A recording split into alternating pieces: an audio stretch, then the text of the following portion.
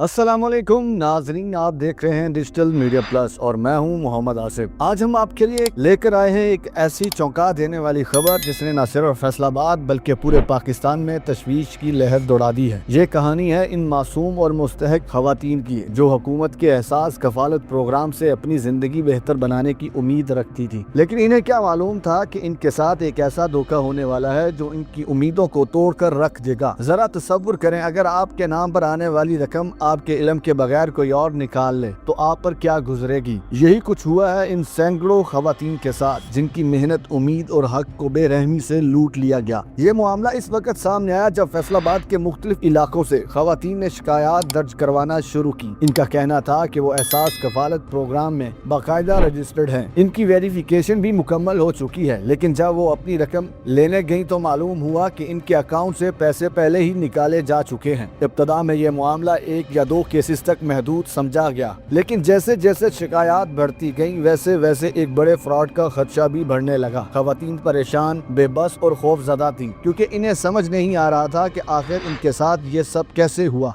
जब ये मामला शिद्दत इख्तियार कर गया तो ये केस पहुंच गया FIA के पास और यहाँ से शुरू हुई एक सनसनीखेज तहकीकात। FIA ने जब इस केस को खंगालना शुरू किया तो ऐसे इंकशाफात सामने आए जिन्होंने सबको हैरान कर दिया। तहकीकात के दौरान मालूम हुआ कि ये कोई आम फ्रॉड नहीं बल्कि एक मुकम्मल मंसूबा बंदी के तहत किया जाने वाला जुर्म था। मुल्ज़मान नहायत चालाकी से खवातीन को निशाना बनाते थे और इन्हें यकीन दिलाते थे कि इनका बायोमेट्रिक अपडेट करना जरूरी है वरना इनकी रकम बंद हो सकती है। खवातीन जो पहले ही माली मुश्किलात का शिकार थी फौरन इनकी बातों में आ जाती। इन्हें मखसूस जगहों पर बुलाया जाता, इनके अंगूठे लगवाए जाते और बाजार सब एक कानूनी अमल लगता था, लेकिन हकीकत इसके बिल्कुल बरक्स थी। जैसे ही खवातीन का बायोमेट्रिक मुकम्मल होता मुल्ज़मान इसी डेटा को इस्तेमाल करते हुए इनके अकाउंट से रकम निकाल लेते। हैरान कुन बात यह है कि इस पूरे अमल में सब कुछ असल लगता था, बायोमेट्रिक भी, डेटा भी और ट्रांजैक्शन भी, लेकिन पैसे खवातीन तक पहुंचने के बजाय मुल्ज़मान की जेब में चले जाते थे।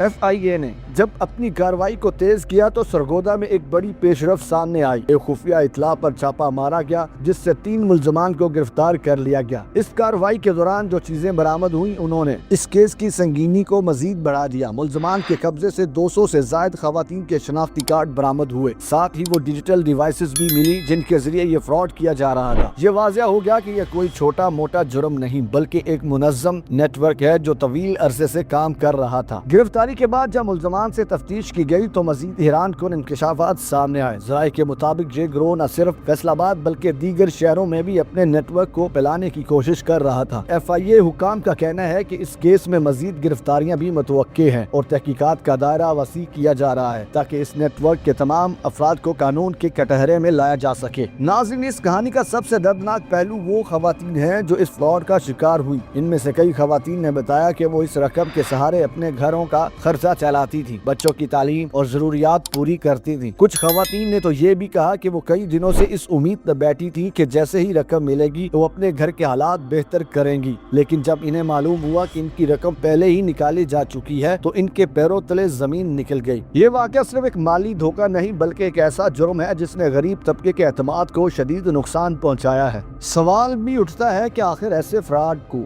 रोकने के लिए मजीद क्या इक़दाम किए जा सकते हैं। मुजाहिरीन का कहना है कि अवाम को आगाही देना सबसे जरूरी है। लोगों को ये समझना होगा कि वो अपनी बायोमेट्रिक मालूमात किसी भी गैर मुतअल्लिका शख्स के साथ शेयर न करें और हमेशा सरकारी मराकज से ही रजू करें। अब अगर कानूनी पहलू की बात की जाए तो FIA ने मुल्ज़मान के खिलाफ बाकायदा मुकदमा दर्ज कर लिया है और इनके खिलाफ सख्त कानूनी कार्रवाई का आगाज हो चुका है। अगर ये इल्जामात साबित हो जाते हैं तो मुल्ज़मान को तवील कैद और भारी जुर्माने का सामना करना पड़ सकता है। हुकाम का कहना है कि इस केस को मुंतकी अंजाम तक पहुँचाएंगे और मुतासरा खवातीन को इंसाफ दिलाने की हर मुमकिन कोशिश करेंगे। आखिर में नाज़रीन, ये वाकया हम सब के लिए सबक है। हमें मोहतात रहना होगा, बाखबर रहना होगा और ऐसे अनासर से होशियार रहना होगा जो हमारे एतमाद का फायदा उठाते हैं। अगर आप या आपके जानने वालों के साथ भी ऐसा कोई वाकया पेश आया तो फौरन मुतल्लिका इदारों से राब्ता करें। अगर आप चाहते हैं कि हम ऐसी ही और अहम सनसनीखेज खबरें आप तक पहुंचाते रहें तो इस वीडियो को लाइक करें, शेयर करें और हमारे चैनल को सब्सक्राइब करना ना भूलें। मैं था आपका मेजबान मोहम्मद आसिफ और आप देख रहे थे डिजिटल मीडिया प्लस। मिलते हैं नाज़रीन एक और नई मालूमाती वीडियो के साथ, तब तक फी ईमान अल्लाह।